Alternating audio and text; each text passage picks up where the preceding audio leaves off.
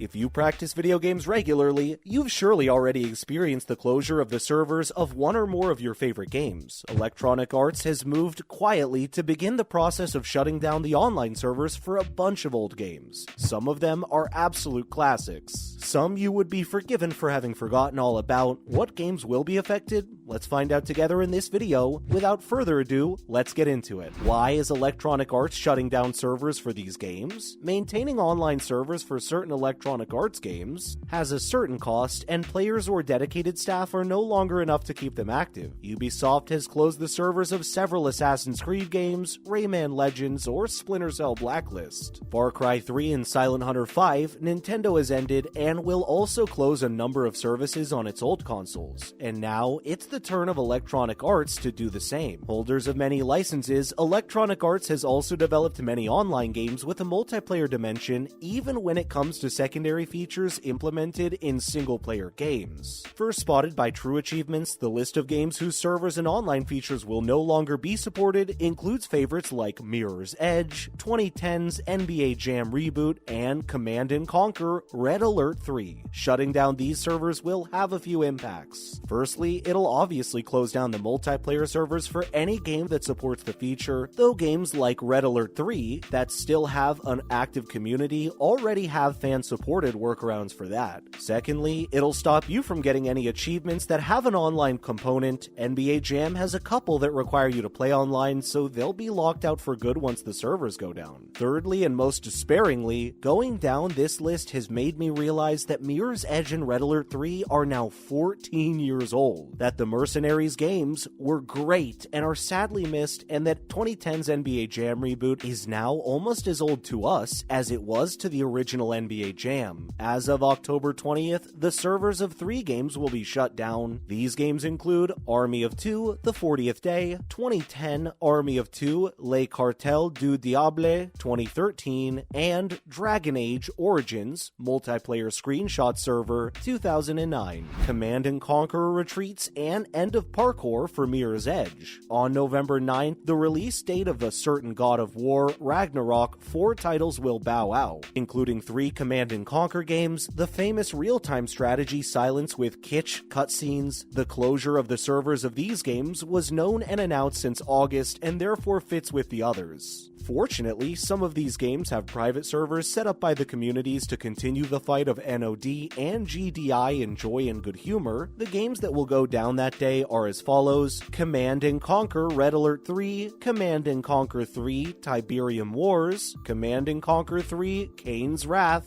and Mercenaries 2 Favela Hell. While on November 30th it will be the turn of the much maligned Onrush to turn off the light, after which we will wait for January 19th, 2023 for a new wave. On that date, we will say goodbye to the legendary Mirror's Edge, NBA Jam On Fire Edition, Gatling Gears, and Shank 2. It will be the end of an era for many, and an opportunity to remember that Red Alert 3 and Mirror's Edge were released 14 years ago.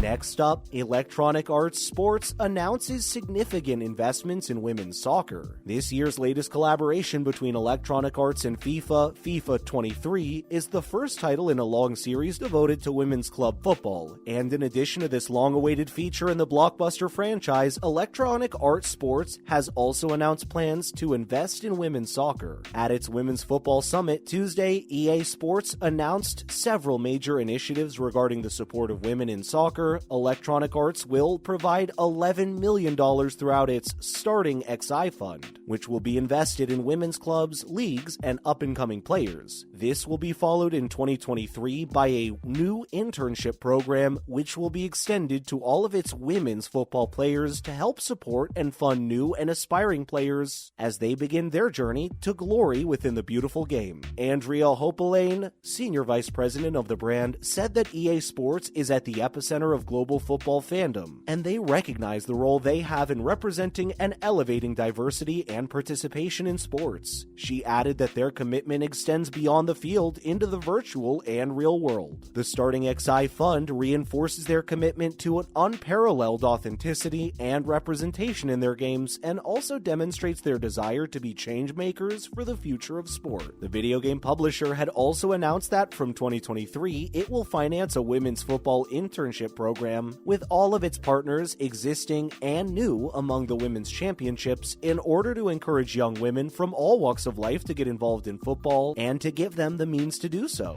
In addition, EA Sports becomes UEFA Women's Football Partner. UEFA is proud to announce that EA Sports has signed a multi-year contract to become a UEFA Women's Football Partner. As part of the agreement, the video game publisher will include the UEFA Women's Championship League in its games portfolio and support the UEFA Together #WePlayStrong marketing platform, which aims to bring more girls and women to play football. The UEFA Women's Champions League will be integrated into EA Sports FIFA 23, with the knockout stage of this year's competition coming to the platform in early 2023. Nadine Kessler, UEFA Women's Football Chief, said that they are delighted that EA Sports has chosen to partner with UEFA Women's Football and that they look forward to working closely with the company that is EA Sports in the years to come, as they both share the same ambition to make women's football stronger and allow it to take on a new dimension. And what a joy to see the UEFA Women's Champions League integrated into EA Sports FIFA 23. It is only natural that the best women's club competition in the world is part of the world's leading football simulation game. This is another important step in the development of women's football, and an ideal additional platform for players who contribute to the success of this discipline. Andrea Hopelane, SVP brand EA Sports, then stated that they are delighted to extend their partnership with UEFA by allowing fans to play with their favorite club in the UEFA Women's Championship League on FIFA 23. She further stated that EA Sports is at the heart of the passion for football around the world, and that this partnership reinforces their commitment to spotlight the world's greatest talents, their unparalleled authenticity, and their drive to drive change that will shape the future of sport. EA Sports becomes UEFA's 9th women's football partner alongside Euronics, Grifols, Heineken, Just Eat Takeaway, PepsiCo, Visa, Adidas, and Hublot. Okay,